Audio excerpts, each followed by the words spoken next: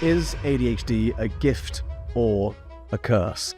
Today I interview Dr. Remo Poulsen, who has years of experience as a psychologist specializing in ADHD with young people. A lot of people with ADHD, even though they definitely can struggle in informal schooling, as soon as they get to university and their jobs and they can really pick the topics that they focus on themselves, that's usually when they excel. What does it actually mean to have ADHD?